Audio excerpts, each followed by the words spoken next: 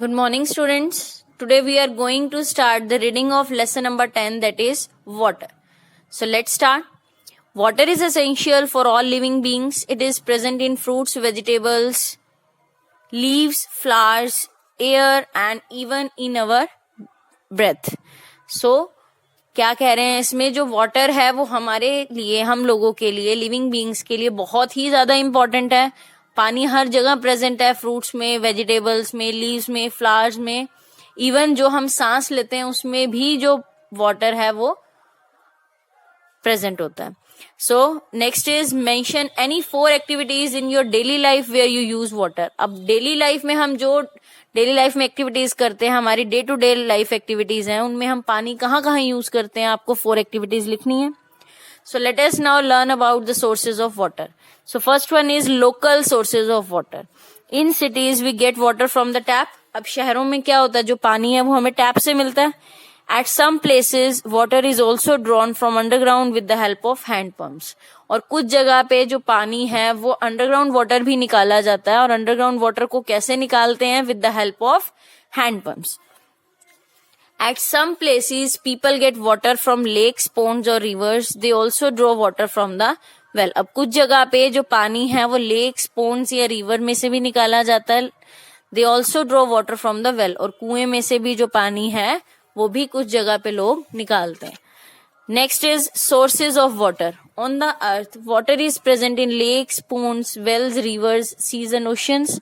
These cover a very large part of the earth's surface. अब sources of water कौन कौन से हैं? Lakes, ponds, wells, river, seas and oceans. तो ये जो सारी वाटर बॉडीज हैं, ये जो सारे वाटर के सोर्सेज हैं, ये अर्थ के सरफेस का एक बहुत बड़ा पार्ट जो है उसको कवर करते हैं. So do you know about 3/4 of the earth surface is covered with water. तो अर्थ का जितना पूरा सरफेस है उसका 3/4 जो पार्ट है वो किससे कवर्ड है? पानी से कवर्ड है. So picnic sports are often developed near lakes and rivers. जो पिकनिक स्पोर्ट्स होते हैं वो भी जनरली लेक्स या रिवर्स के पास ही बनाए जाते हैं. और वो जो वाटर प्रेजेंट होता है उन लेक्स या रिवर्स में, उसको बोटिंग या और कोई भी वाटर का जो स्पोर्ट है उसके लिए यूज किया जाता है. इसलिए जो पिकनिक स्पोर्ट्स है उनकी कंस्ट्रक्शन कहाँ की जाती है? Near lakes and rivers. So river, lakes, ponds and wells get water mainly from rain and snow. तो ये जो रिवर्स हैं, लेक्स हैं, पोन्ड्स हैं, इनमें पानी कहाँ से आता है? इनमें पानी कहाँ से आता है? रेन से या फिर स्नो से. So now let us learn about these 2 natural sources of water. अब हम रेन और स्नो के बारे में पढ़ेंगे. ये जो नेचुरल सोर्सेज हैं वाटर के, इनकी डिटेल्ड स्टडी करेंगे. So first one is rain. You must have enjoyed bathing in the rain. For that you do not need water from the tap or the bucket. You get a natural shower from of water from the sky. अब जब हम बारिश में हम नहाते हैं, आप भी नहाए होगे, तो बारिश में जब हम नहाते हैं तो ना तो हमें टैप की जरूरत होती है ना बकेट की. हमें जो स्काई है, स्काई से नेचुरल शावर है जो वाटर का, उससे हम नहा लेते हैं, है ना. सो rain is the most important natural source of water. पानी का सबसे बड़ा जो नेचुरल सोर्स है वो क्या है? Rain. Lakes, ponds and rivers get water mainly from rain. The rivers flow into a sea or an ocean. फिर वो जो रिवर है जिसमें रेन से पानी भरता है, बारिश से पानी भरता है, वो रिवर फिर कहाँ फ्लो करती है? सी या ओशन में. So part of the rain water goes underground. और कुछ पार्ट जो है पानी का, रेन वाटर का, वो कहाँ चला जाता है? ग्राउंड के अंदर, अर्थ सरफेस के अंदर. और उस वाटर को क्या बोला जाता है? Ground water. तो जो पानी अर्थ सरफेस में अंदर चला जाता है, अंडरग्राउंड चला जाता है, उस वाटर को क्या कहा जाता है? Ground water. Ground water is used by plants for their growth. अब वो जो ग्राउंड वाटर है वो प्लांट्स यूज करते हैं अपनी ग्रोथ के लिए. People draw it from wells और बाय यूजिंग हैंड पंप्स. और जो लोग हैं वो भी उस ग्राउंड वाटर को कैसे निकालते हैं? ग्राउंड वाटर को with the help of hand pump या फिर वेल्स, मतलब कुएं से या फिर जो हैंड पंप्स हैं उनकी हेल्प से ग्राउंड वाटर को भी लोग जो हैं वो एक्सट्रैक्ट करते हैं. In many places the river water is purified for drinking purposes. और बहुत सारी जगह ऐसी हैं जहां पे जो रिवर वाटर होता है उसको साफ किया जाता है ड्रिंकिंग पर्पसेज के लिए. So we get this purified water at home through taps. तो हमें हमारे घरों में जो प्यूरिफाइड वाटर आता है वो किसकी हेल्प से आता है, कहाँ से आता है, through taps. Rain is a natural source of irrigation for plants and crops. अब जो बारिश है वो प्लांट्स और क्रॉप्स को भी इरिगेट करने का काम करती है, उनकी सिंचाई करने का काम करती है। Rain water washes away the dust and dirt from the leaves of the plants. अब बारिश आती है तो जो भी डर्ट या डस्ट प्लांट्स की लीव्स के ऊपर डिपॉजिट हुई होती है उसको जो रेन वाटर है वो क्या कर देती है, वॉश कर देती है। सो बारिश आने के बाद जो प्लांट्स हैं वो और भी ज्यादा ग्रीन लगने लग जाते हैं, फ्रेश लगने लग जाते हैं और सुंदर लगने लग जाते हैं, क्योंकि उनके ऊपर जो भी डर्ट या डस्ट प्रेजेंट होती है वो बारिश के पानी से सारी वॉश अवे हो जाती है। ठीक है। So have you ever notice the behaviour of animals in your locality on a rainy day? Some of you might have seen a peacock merrily dancing. It enjoys the rain and feels happy. अब क्या है, जो बारिश आने पे animals हैं वो भी बहुत खुश होते हैं। सो सबसे ज्यादा खुश होने वाला एनिमल है पीकॉक। जब बारिश आती है तो वो बहुत खुशी से डांस करता है, वो बारिश को एंजॉय करता है और खुश होता है बारिश से। ठीक है, जैसे आपको पिक्चर में दिखाया हुआ, जो अपने वो फेदर्स, विंग्स होते हैं वो पूरे स्प्रेड कर लेता है, फैला लेता है और वो डांस करता है। Next one is snow. Have you ever been to a hill station during winters and seen the snowfall? The snow falls as small white cotton-like flakes. तो आपने देखा होगा जो स्नो होती है वो कैसे गिरती है, हिल स्टेशंस पे गिरती है ड्यूरिंग विंटर्स। और जो स्नो है वो कैसे दिखती है, एक छोटे छोटे जैसे व्हाइट कॉटन होती है ना, उसके फ्लेक्स होते हैं, उस तरीके से जो स्नो है वो हमें दिखती है। Trees, roofs of the houses and the hills get covered with snow. तो क्या होता है, वहां जो हिली एरियाज होते हैं वहां पे जो ट्रीज होते हैं, घरों की छतें होती हैं, रूफ्स होती हैं और हिल्स होती हैं, वो सारी स्नो से कवर्ड हो जाती हैं। So white sheet seems to cover everything. It is a beautiful sight Indeed.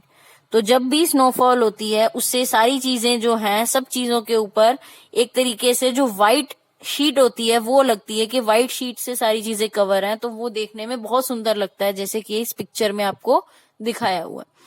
Snow is a major natural source of water. Snow जो है वो एक बहुत बड़ा नेचुरल सोर्स ऑफ वाटर है। विंटर्स में जनरली जो पहाड़ी इलाके होते हैं या माउंटेन्स होते हैं वहां पे हैवी स्नोफॉल होती है। ड्यूरिंग समर, अब गर्मियों में क्या होता है, उस स्नोफॉल का, उस स्नो का कुछ पार्ट मेल्ट हो जाता है, पिघल जाता है और पानी में चेंज हो जाता है, और वही पानी पहाड़ों से फ्लो करके रिवर्स और लेक्स में आ जाता है, उनको फिल कर देता है। ठीक है। Next one is the rivers and seas of India. There are many places which are located on the bank of a river. अब बहुत सारी प्लेस ऐसे हैं, बहुत सारी जगह ऐसी हैं जो रिवर बैंक पे लोकेटेड हैं। So you have to write down the name of a place which is located on the bank of a river, also name the river. अब आपको एक जगह ऐसी बतानी है जो रिवर बैंक के पास प्रेजेंट है और कौन सी रिवर के पास प्रेजेंट है वो भी बताना है। जैसे प्लेस सपोज हरिद्वार, और आपको पता है Haridwar is located on the river Ganga.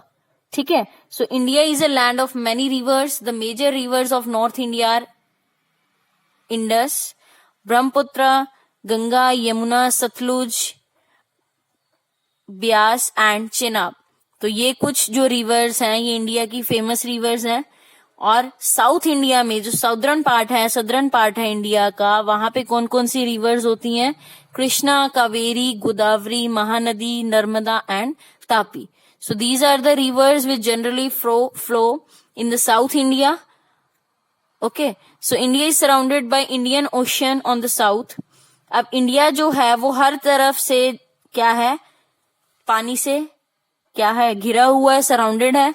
जैसे साउथ में इंडियन ओशियन से सराउंडेड है, ईस्ट में बे ऑफ बंगाल से सराउंडेड है, एंड अरेबियन सी जो है वो हमारी वेस्ट साइड पे प्रेजेंट है। तो 3 साइड से जो इंडिया है वो क्या है, पानी से कवर्ड है, सराउंडेड है। So the last topic is utility of reverse. So river water is sometimes diverted into canals. This water is to be used for irrigating the fields. कई बार जो नदी का पानी होता है उसको किस में डाइवर्ट कर दिया जाता है, उसका जो फ्लो है उसको डाइवर्ट कर दिया जाता है किसकी तरफ, कैनाल्स की तरफ। सो ये जो कैनाल्स होते हैं इसमें जब पानी आ जाता है तो उस पानी को खेतों की सिंचाई के लिए यूज किया जाता है। Rivers are a useful source of energy. You might have visited a dam or seen a picture of a dam. तो वो बोल रहे हैं जो रिवर है वो भी एक एनर्जी का बहुत ही यूजफुल सोर्स है।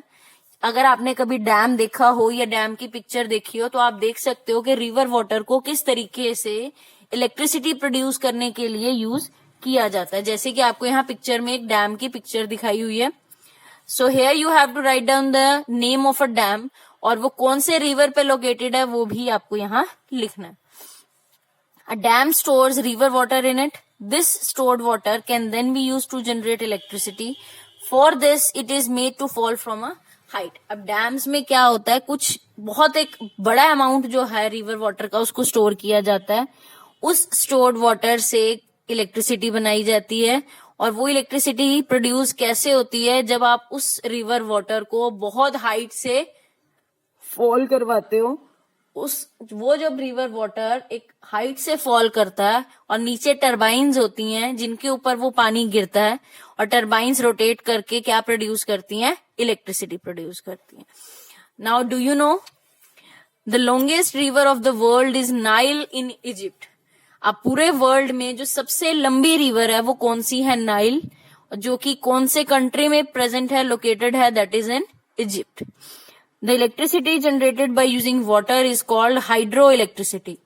अब हाइड्रोइलेक्ट्रिसिटी क्या होती है, ऐसी इलेक्ट्रिसिटी जो पानी को यूज करके प्रोड्यूस की जाती है, उस इलेक्ट्रिसिटी को क्या बोलते हैं, हाइड्रोइलेक्ट्रिसिटी। इट मीन्स डैम्स में जो इलेक्ट्रिसिटी बनती है, प्रोड्यूस होती है, उस इलेक्ट्रिसिटी को हम क्या कहेंगे, hydroelectricity, because hydroelectricity is generated by using water. So we have completed the reading of our lesson number 10. So read it thoroughly again. Thank you.